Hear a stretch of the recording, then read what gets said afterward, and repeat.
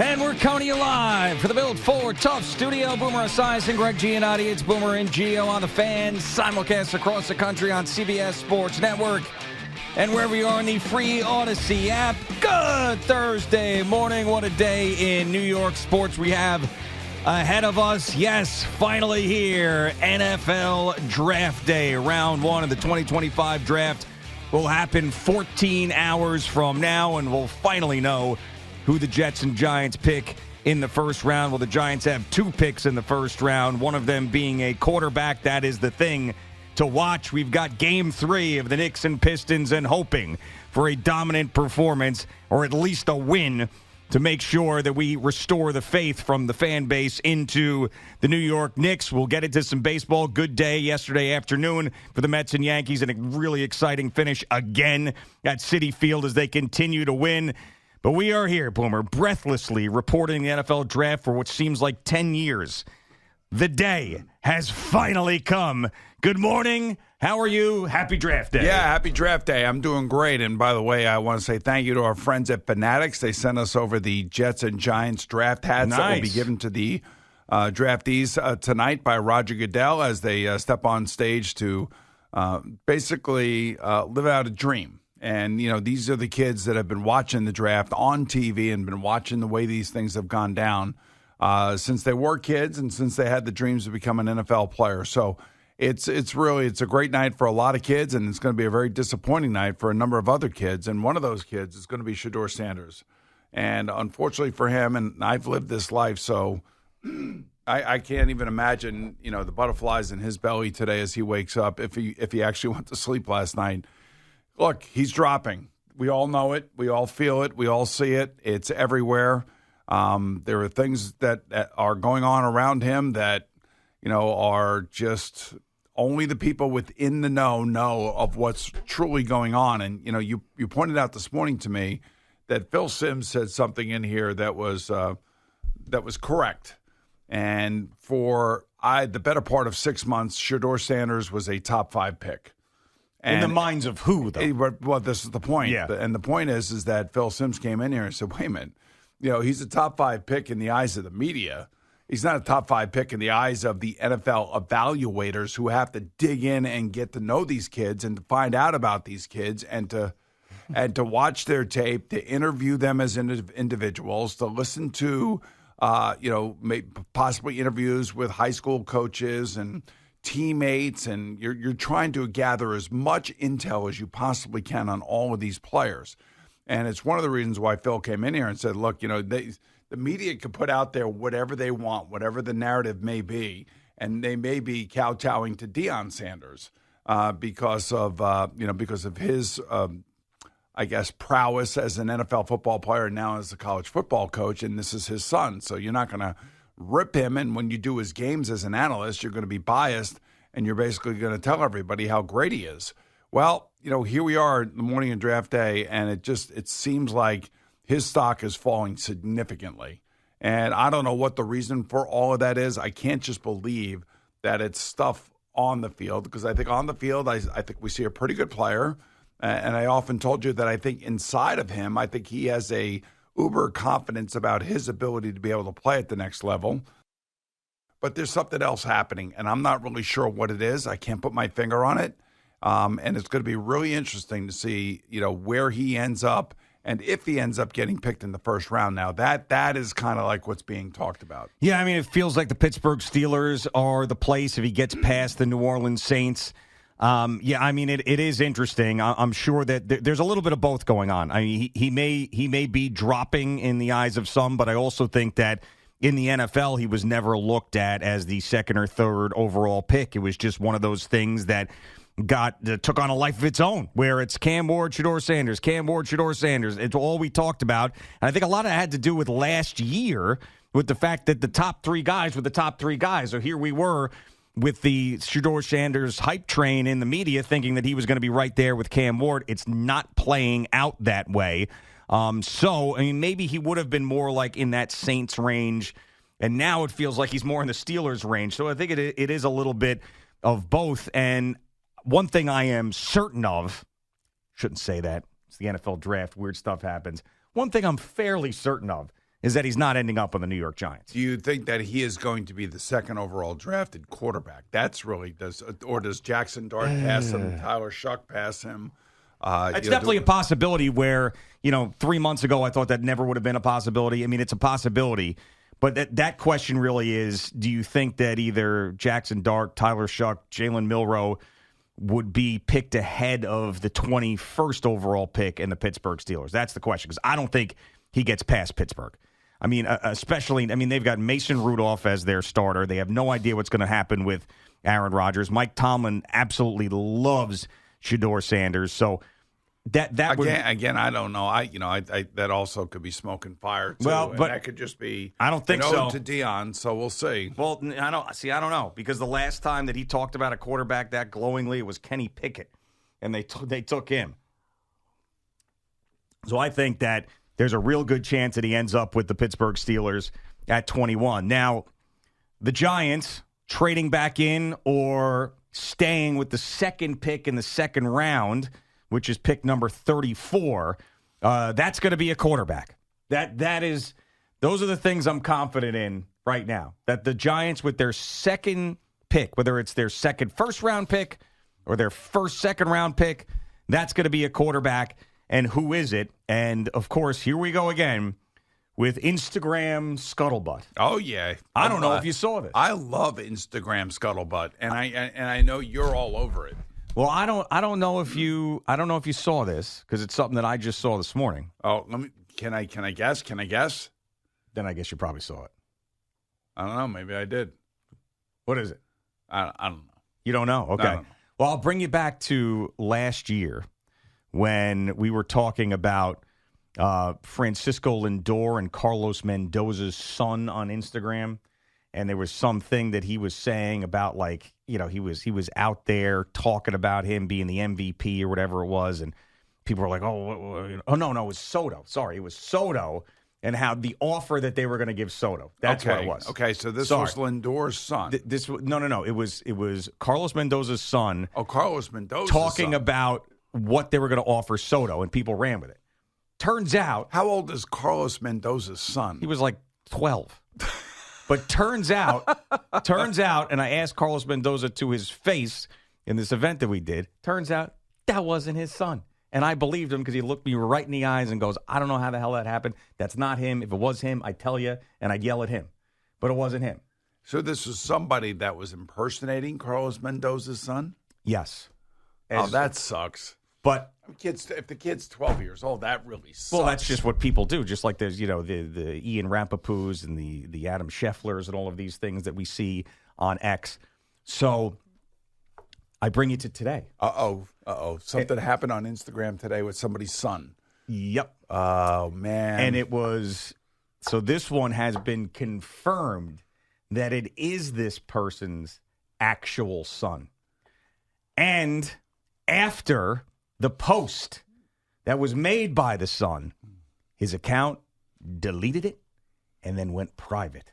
Ooh. Which means you effed up. There's validity to it? You think there's validity to this post, whatever this post was by somebody's son? All right, so I'm trying to think who's got the kid that's like 12 or 13 around here. Well, I'll give you a hint. He was featured in Hard Knocks. Joe Shane's son? Yep. So Joe Shane's son put something out all there. Right. So Joe, I hate talking about 12-year-olds. Come on, man. Hold on. All right. I'm not saying anything bad about him at all. Okay. I'm not knocking him. This is a fact. He put that out there. Just like he was on Hard Knocks, he put that out there. I think the kid's awesome. I think he's smart. I think he's got a future in the NFL the way he was talking about. Honestly, being a general manager. The way he was talking, he said he would trade up for Jaden Daniels. That's what he said in Hard Knocks to his dad. Yes, I would trade up for Jaden Daniels. Yes. I'm not saying anything bad about the kid. I think he's awesome. And how would you feel like, this kid obviously already has that gene in his body. Like, I don't care if I piss off Daniel Jones. It doesn't matter. Right. I'm just going to say. This is what we're going after. Right. So, and this is in no way a knock on him. It's just that you put stuff out there, people are going to talk about it on draft day. So what he did this time, he put out a highlight reel on Instagram of Jackson Dart and pulled it down and then made his account private. All right, so did Dad make him do this? Make him do what? Pull it down and make it private, or put it out there? Put it out there.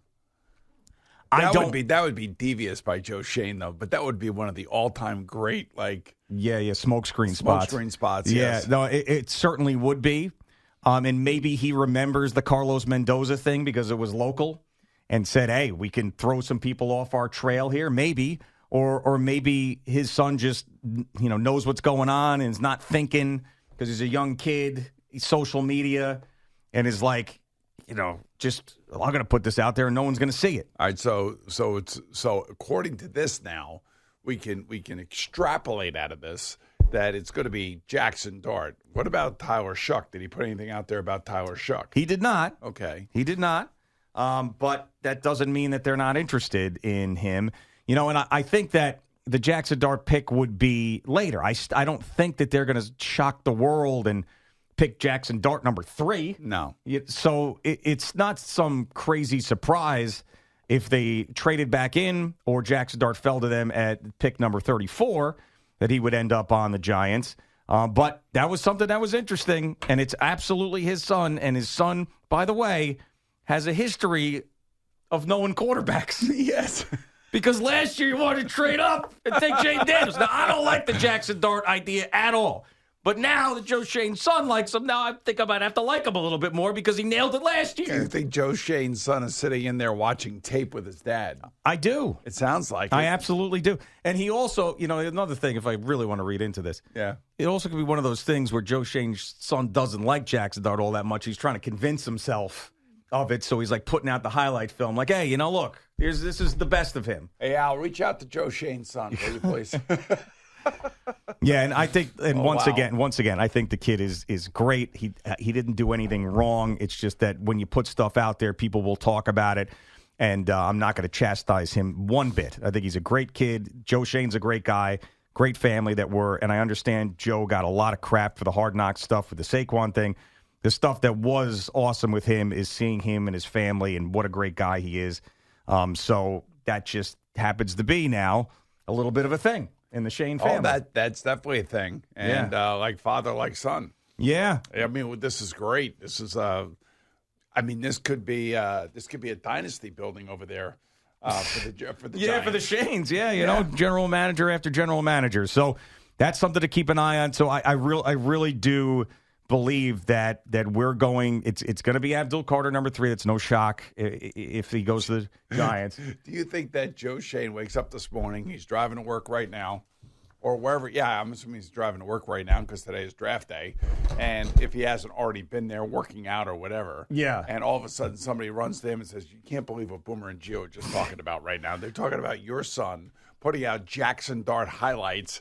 And giving a perspective of the Giants, possibly. Yeah, well, I'll tell you this much: man, that happens, and that kid is definitely, man. He's the go-to guy for inside info. Oh, without a doubt. I mean, he'll be the new Jay Glazer. He'll be the new, the NFL Network will hire him. I think at this point to be inside. Will hire him. Yeah, for sure. But put him on McAfee. But I can guarantee you though that he heard about this yesterday because, as of this morning. It was taken down and made private. Okay, so when did this actually come to? I think like evening time yesterday. Okay, that he put it out there, and then you think he did it like knowing that Dad would get a little bit annoyed? That's the other thing. It's tough to put yourself in the shoes of a young guy like that, but no, I don't think it was that. I mean, I don't think that some people all right, he knows that his dad is an important person and he understands all of this, but I also don't think that some people, whether it's a child or it's an adult, sometimes people don't think that everybody's going to see it. It's like one of those things. I'm going to put this out there. I just put all stuff. Like, I didn't even know his son had an Instagram account until today. I don't know all the stuff he put out there. I have no idea. But some Giant fan somewhere watched Hard Knocks, found him on Instagram, followed him, saw this, and then told the world about it, and then here we are. So, or one of his buddies who follows his on Instagram gave it to his dad, and then his dad put it out there. Yeah, I mean, you never know. You never know. But no, I I don't. Where it came from. I don't think I don't think he did it to like spite his dad in any way. I just think hey, Dad, you haven't been around for a while, so let me just put this out there just to make sure you know that I'm still around. Yeah, I don't know. I don't think that. I mean, I guess anything's possible, but I don't think that's the case. But yeah, so here, this is what I believe will happen. Not what I would do, but what I believe will happen. And that will be Abdul Carter 3. The Jets are going to take either Armand Membu or Ty Warren. They either get a big tackle or get that tight end, depending on what the Raiders do in front of them.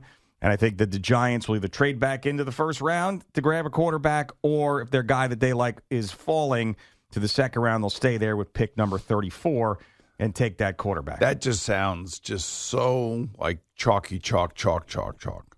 Well, that's what it is now. I mean, but, everybody's expecting some sort of blockbuster trade here before this thing starts tonight. No, I don't think so. I mean, what I would do is I'd find a way to get Jalen Milroe on this team. That's what I would do. But doesn't sound like that's going to happen. Doesn't sound like it. You should see whether or not Joe Shane's son has any highlights of Jalen Milroe in his history. Yeah, I'm sure someone's combing through it right now. But now he's private, so he's not accepted. He might accept you. Like, oh, Boomer Esiason. How about that? Yeah, I don't think the kid knows who I am. I'm sure he does. I doubt it. This guy knows football. He does know football, but he knows young quarterbacks now coming out of college. Yeah, okay. I'm assuming that he's probably traveled to a couple college games with his dad, I would think.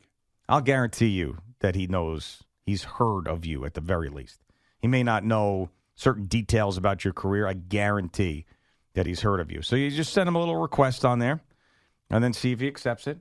And then we'll go from there. We'll comb through his entire history.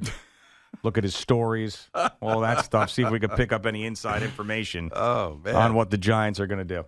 I mean, this is an interesting one this morning. I got to say, I didn't think I was going to be talking about a 12-year-old Instagram. He might even be younger than that. I'm not even sure. I mean, we saw him last year. I mean, he looked like he was like 10 or 11. Yeah, I can't guess ages like that anymore. I don't know. Who do you think knows more, this kid or Woody Johnson's grandson who was making Jets moves? Brick? Brick, yeah. Yeah. I don't know. Maybe Brick's going to make the pick. Who knows? Telling Darren Muji, look, man. This guy's Madden rating is like, Oh, that would be amazing. That's Muji. Muji with his hands everywhere.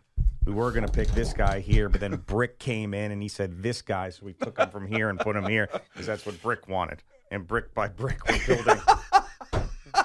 building the roster. Here we go. Well, tomorrow we'll have some real information and we'll know what's going on. It's Boomer and Gio on the Fan and CBS Sports Network. Jerry will join us